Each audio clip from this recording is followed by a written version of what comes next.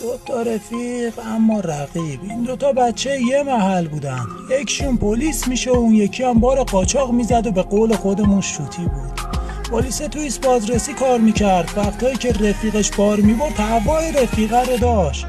رفیقش هم دیگه بهش خیلی اعتماد داشت. یه روز یه بار گنده زد، ماشین تا خرتناق پر بود. رفت جلوی ایست بازرسی، یه گروهی از شوتی‌ها از جلوی ایست رد شدن و پلیسا کارشون نداشتن، ولی به این که رسید پلیسا گرفتنش.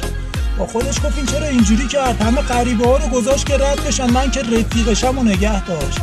خلاصه پسر پیاده میشه، ماشینشو متوقف میکنن و خودشم میگیرن. پسر از دست رفیقش خیلی عصبی میشه. چند روز بعد به گوشش میرسه میگن که به یه گروهی از شوتی‌ها تو جاده تیراندازی شده و همشون زخمی و داغون کردن. پسر اینو که میشنوه یه دونه میزنه تو صورت خودش، میگه خاک تو سرم کنن که به رفیقم شک کردم. میگم تنها چیزی که هیچ وقت قیمتی نشد رفاقت بود. رفیق خوب نه تکرار میشه و نه تکراری. پس بزنیم به سلامتی هرچی رفیق خوب و با معرفته که اگه تو هم داری این پستو بفرست واسش. مخلص همیشگیتون کارکنم.